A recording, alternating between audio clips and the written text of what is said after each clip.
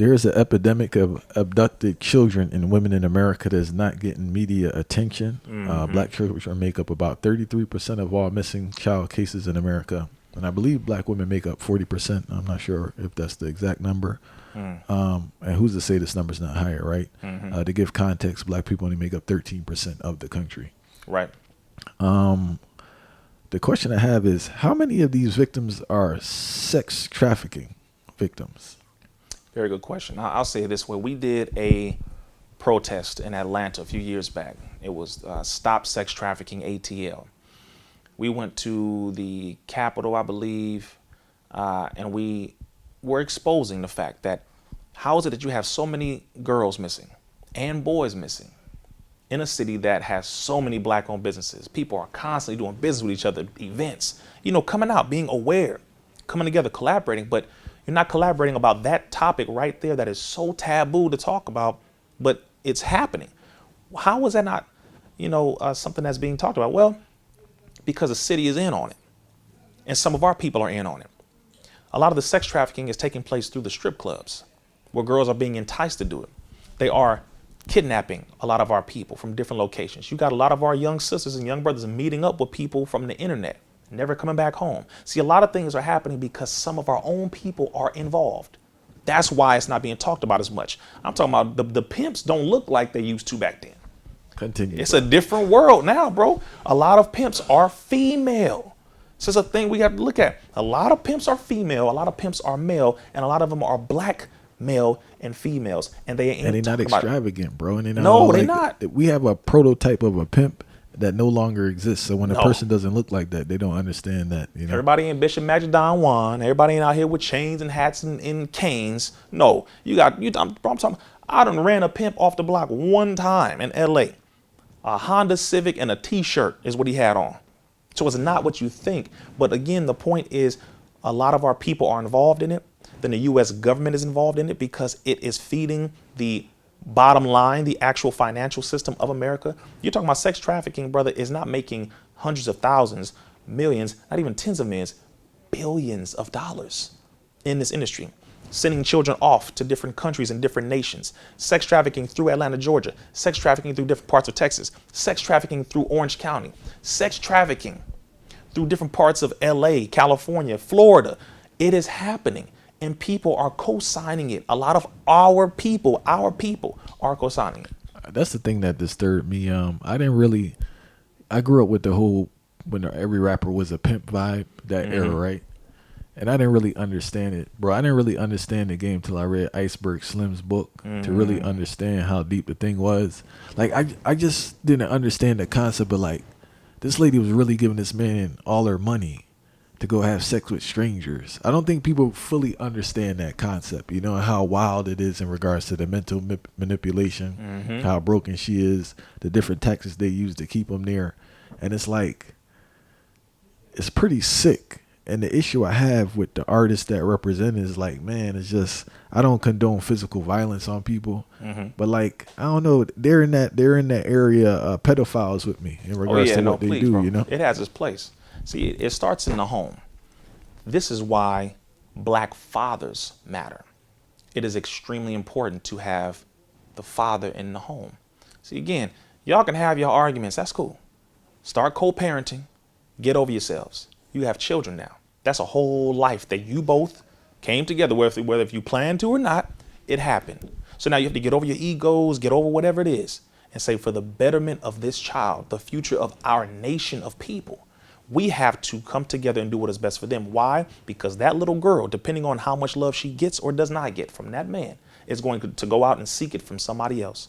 And if she doesn't get it properly right there, she's going to continue to get it improperly everywhere. And then all those people that she meets, all that energy she collects, all that damaging transition is going to collect in her to where she is going to be a messed up individual.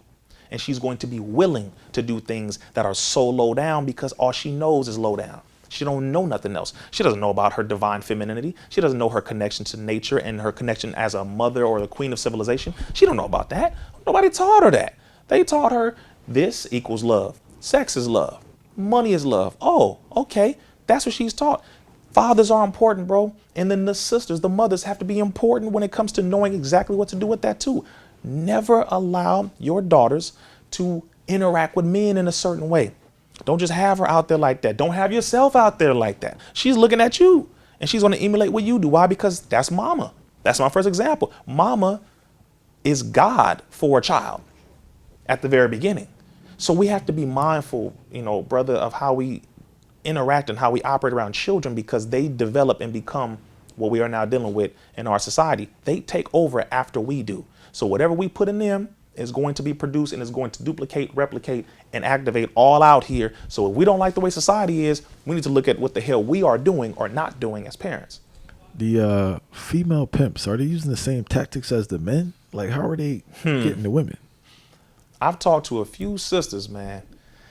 The tactics are different because males justify it for financial gain, and they feed the women with, this is empowering. See, now you want to say, oh, it's empowering for you to go and sell yourself to give me my money. But the female pimps that I've noticed, they sell it as total empowerment and dominance over men. We control them. We control them with this. This is the power. It's sick. So you think by you giving yourself to me and I give you a couple dollars, you won? Really? No. You just devalue yourself more and more and more and more. And guess what? By the time you have a baby or two children, you're in your mid 30s, early 40s. Now you start realizing, oh man, I actually want to settle down. I want to go to school. I want to do something with my life. You have a whole record of being in the street. Everybody know you by your hood name, your street name. They know you by your stripper name. And you're trying to do your best to get away from that. Now your children are looking at you. Now your children are going to school and they're hearing about their mama. They're hearing about the past. They're hearing about this. They know, the whole hood knows who you are. You try to move somewhere. Your face is now, because it's on video now. Now you got OnlyFans. Let's talk about that part, because now that's a form of trafficking too, to be very clear, because a lot of those things ain't consensual. A lot of those things too. Same with the porn industry. A lot of times it's not consensual. That's another thing people are not realizing here. A lot of the sex trafficking, the pimping, the prostituting, a lot of that stuff is by a level of force and duress. People have no idea how deep this is, bro. So when you're getting through all that stuff, now you're recorded. You're digital now. Your face is all over the world. Now you're trying to live life normally and no one's letting you get past that. You going to church. Okay, yeah, you there. You there. But the pastor used to watch you too. He did. And, and it's like, okay, well, some people are like, well, yeah, but all she could blame is herself. No, I don't do that. I don't just say, well, the sisters, it's all your fault. No, it's not all her fault, because when she was a child, she didn't know all this stuff. She was conditioned, just like us as young brothers. We were conditioned. I was taught how to crip walk before I even knew how to talk in many words, bro. So no, the environment and what we do or what we don't do as a people, as parents, is what conditions this situation and what creates this environment. And then, of course, we have the system that, does what it does, but we know what the system does. We can't blame that all day long. We have to look at ourselves now at this point, because now we're looking at a future where this generation is, you're going to see everything now. Can you briefly break down the connection between the sex trafficking, the porn industry, and the OnlyFans? Oh, yeah. They're all intertwined. Financially is the number one goal with all of that. The porn industry, a lot of those people, like I said, it's not consensual. So you have everything now from people who look like women. So you got that's a whole industry now that's blowing up. You got that. You have people who look like they are consenting adults, 18. A lot of them are not. You have that. And then you have the money being made by the views and the subscribers and all of that. So you have all of that going on. The porn industry is a monster. Then that goes into and feeds the sex trafficking, that situation, because a lot of it is overseas. A lot of it gets recorded out. Miami is a big area for it. Houston, Texas is another area for it. Atlanta, Georgia is another area for it. Hollywood, California. I'm talking about where they do these recordings and they make a lot of money. The advertisers get paid, because like people, when you hear about a business like the prison industrial complex, there's a lot of investors in that. The porn industry, there's a lot of investors in that. The ads for the different pills, the ads for the toys, the ads for the different, scents and stuff like that. You have advertisers, they're all making money. And then in between that, the OnlyFans, where people think, oh, good, now I have this under my control. Wait a minute. You're now putting yourself in front of men digitally and women for this amount of money. Now it's a subscription based. So now you got people getting off and all that nasty stuff to you, not realizing, guess what? This is living forever. It will never go away. You can delete everything from your computer. It's on everybody else's. Man, that's facts. I saw an interview with a young lady that was a victim of sex trafficking, right? And she was saying, and she's like, I don't think a decade, but say like 6 years removed from the experience. She was saying the stuff's still on the internet. She said lawyers done got involved, bro. They done sent all the emails, and the thing is still on the internet. It's something called reputation management. You have reputation management companies who their job is to go through the internet, send through certain systems. Now they're using AI to remove things that you don't want to be on the internet. Articles, videos, whatever. This is why when I wrote my book, I told people in chapter 2 on social media, do not put on social media what you do not want to see of yourself later. Don't. Do your best not to do that. RizzaIslam.com. And now you have people who are, they're angry with themselves because they keep seeing a person who was them that they're no longer. And they're saying, I've evolved past that. I don't want to see that. But again, it's impossible. You can't regulate it anymore. It's a monster. It's really, that's what it is. So now, again, that's why a lot of women are stopping the OnlyFans thing.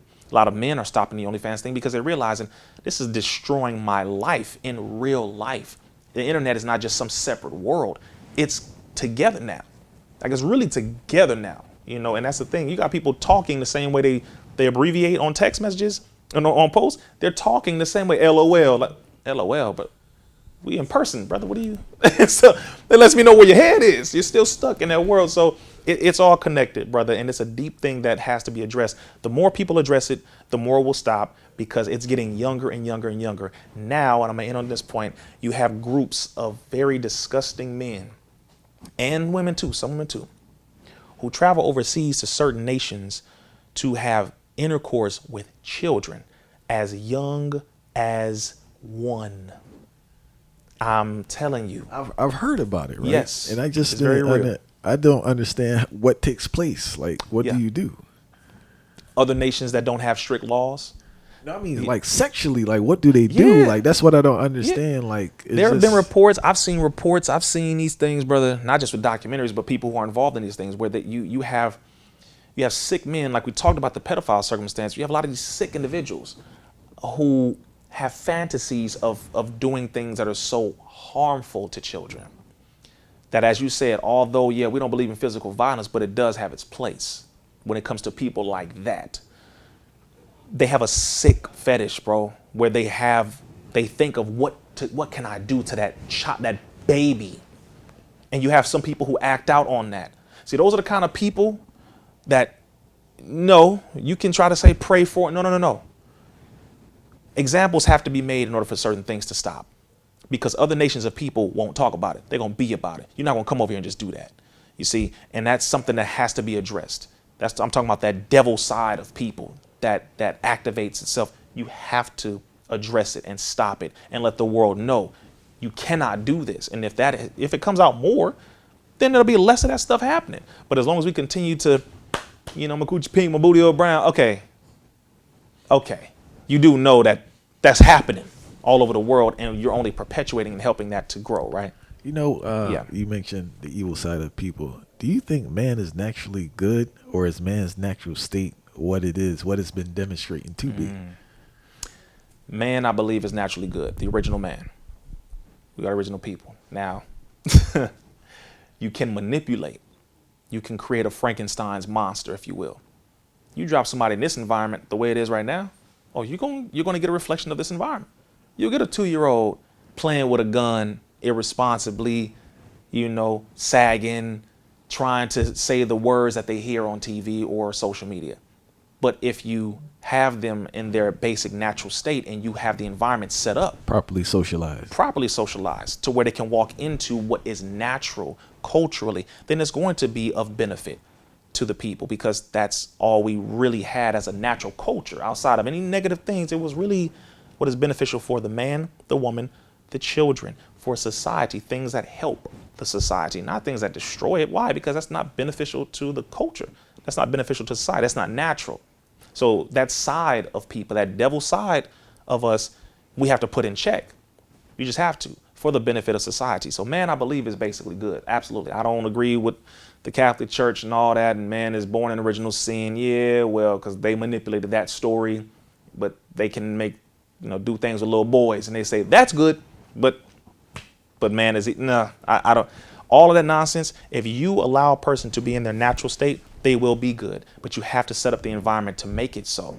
It's like the womb of the woman. Her womb, if she eats the proper foods and she does the proper things to make sure her body is prepared, her mind is prepared, her spirit is prepared, then the womb is going to produce what it's naturally made to produce, which is a healthy child. We have to do the same thing with the environment after that child is born from that womb. We need to construct the womb of society to make sure things are put in place to where the nature of the child is able to flourish, prosper, and grow.